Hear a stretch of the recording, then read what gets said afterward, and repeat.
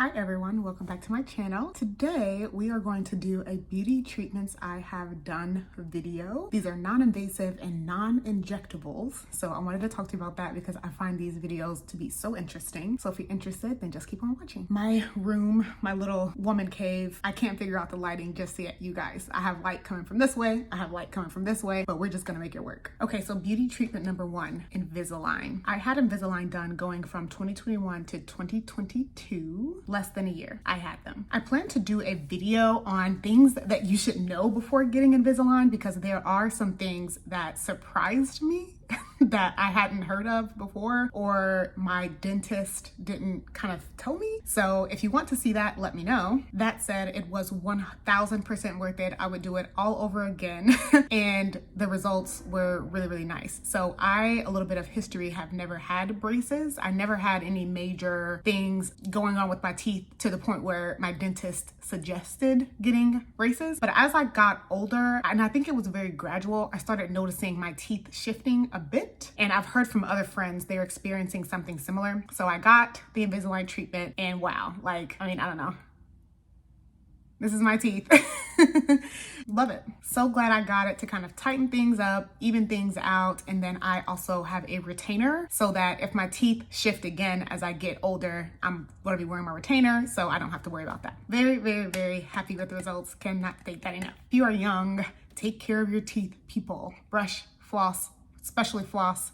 Go to the dentist at least 2 times a year if you can, if you have insurance. If you need some orthodontia treatment, definitely recommend it. And if you have had orthodontia treatment, wear your retainer, people. Please wear your retainer so you don't have to go and continue to pay money. Those are just my little tips. You can choose to take it or leave it. Number 2, powder brows. So I have makeup on my brows right now. I can also do a video on my tips for this because I don't believe that everyone is a candidate for powder brows. And you will see varying results, varying levels of different types of results based on what your starting point is. I say that to say based on your starting point, meaning how much you have going on and what you have going on in terms of brows is definitely going to be a big indicator of what your results are. But that said, I do like my results a lot. I got mine done. My first treatment was in 2021 and then I got them retouched. Yeah, it was in 2021 also when I got them retouched. So I got them done in July, my first treatment. And then several weeks later, I think it's 6 weeks later, you get a second treatment to kind of lock everything in, not a technical term. And in terms of maintenance, they recommend you get them done or touched up every year to year and a half. I am right at 18 months to the month. So I got my last treatment done in September of 2021. It is March 2023. So that is 18 months later. And I don't feel the need to retouch mine. I will go and get them retouched if I feel like I need to. But as of now, I do not feel the need to retouch them. But yeah, really great results. I don't regret it at all and would do it again. It's also really easy to maintain my brows because they kind of already have the shaping done. So once a couple of little hairs come in, I just pluck them out and voila, it looks really good. Number 3 is hair coloring. So because I used to have a relaxer. So it's kind of like permanent hair coloring is like a no-no considering you have a relaxer and your hair is kind of already weakened by the relaxer and things like that. And so I kind of grew up thinking, no, permanent hair color was never an option for me. But I started experimenting with permanent hair color like bleaching and things like that when I stopped wearing weave, which was in 2021. So that was the first time I got my hair colored. I have since 1 year later gotten my hair colored again. So that was in September, about a year after I got it done the first time. And I highly recommend it. I feel like, especially for natural hair, I feel like it adds a little something to your look, a brightness to your face. And I 1000% am gonna do a video on how to approach color, my tips, how to maintain it, especially where health of your hair is concerned, because I feel like, as we all know, things can go horribly wrong really fast. But that said, when done intentionally and well, in my opinion, I think it does add a lot to your look, add some interest, add some dimension, and I am really enjoying it. I can't see myself completely forever going back to dark hair, completely dark hair, meaning my natural hair color like straight through. I think I will always have some sort of baby light, a little bit of highlights, just because I feel like it really does add something extra. So it has been really fun experimenting with it. But keep in mind with hair coloring, like anything else, you do have to maintain your color. You have to have it toned.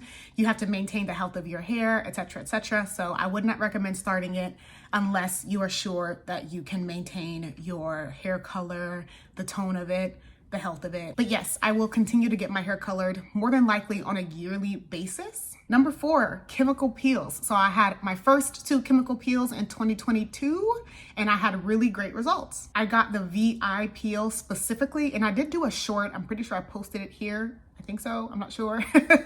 If I did, I will link it down below, kind of about my first experience and how I healed the first 7 days and all that good stuff. I think it's about 3 minutes long.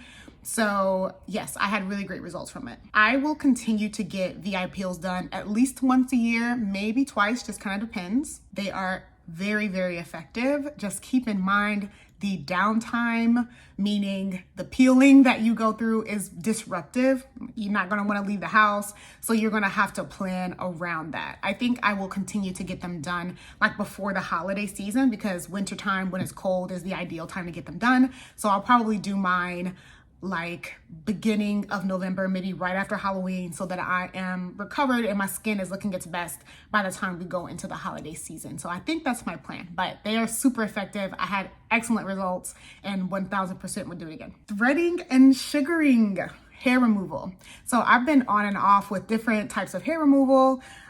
Maybe eventually I'll have laser, but right now I thread my upper lip and I get sugaring done for the downstairs, if you know what I mean. I'll keep this short. Hair removal is self-explanatory, but those are the 2 best methods for me right now in terms of the upper lip and you know where else.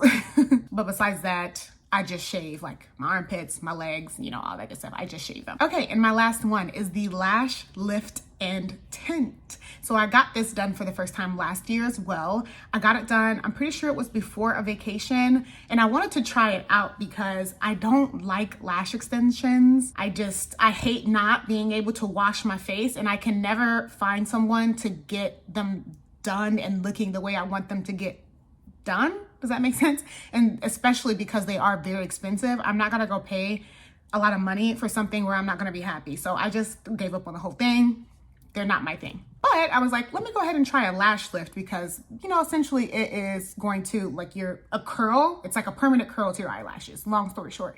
And so I was like, let me go check this out. And then they tint your lashes for you so that they are darker because I have shorter lashes and they're finer. So I was like, this will probably be good for me. It is $90, so it's, or at least where I went. So it's pretty expensive. It's a pretty pricey treatment, and the results last anywhere from 6 to 8 weeks. So about 1.5 to 2 months. And I just kind of felt like the results versus the cost, it wasn't necessarily worth it to continue doing over and over again. And also I didn't want to get in the habit of that because it's a perm really for your eyelashes. And so I didn't want to like weaken my lashes over time. So that's why I didn't continue to do it. However, before I go on trips and vacations and stuff like that, I would definitely get this treatment done for that. This does have a caveat though. I think just because my eyelashes, they already have a curl to them naturally.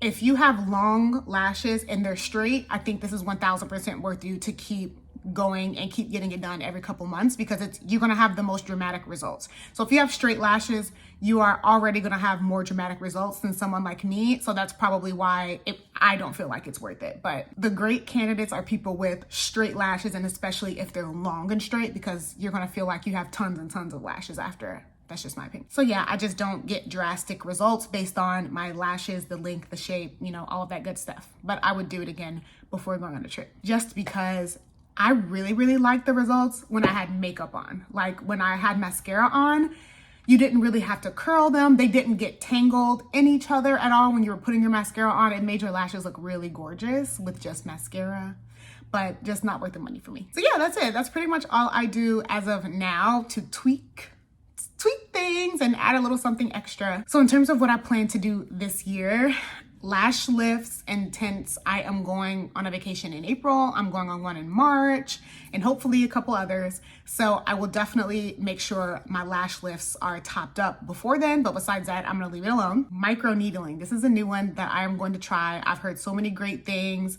I've seen so many great results from people that I know and all that. And I'm very, very excited to try microneedling, especially because you can get similar results to hyperpigmentation being healed, but you don't have the peeling downtime with microneedling. So I can't wait to try that. I'm 1000% doing that this year at some point. You also can get microneedling done in the summertime. So that's helpful. So basically I may get microneedling done in the summer, like before my birthday, and then going into the holiday season, I may get a chemical peel. So I'm thinking that's what's gonna happen as of now. Hydrofacial. I'm going to try a hydrofacial this year as well. They are pretty pricey. Normal facials are like $100, give or take dollars, depending on where you get it done. A hydrofacial is like $300. But I am gonna go try one just because I feel like it's a really effective facial. Like the other facials I've had in the past, they don't give me super dramatic results, but basically a hydrofacial will give you a really, really deep clean out your pores, and I do want to try that. I plan to continue with my threading and sugaring. And yeah, that's all I have planned this year in terms of treatments, in terms of beauty treatments. So let me know what treatments you do down below in the comments. I would love to see if there's anything new. Like, I'm a very big treatment person, especially ones that are super effective. I think they're definitely worth the effort and the cost, depending on the situation. Also, I can do a video on what beauty treatments I won't do as of now anyway, if you'd like to see that. But yeah, I can get specific on that if you want me to. But anyway, thank you so much for watching. I hope to see you on the next one and have a good day. Bye.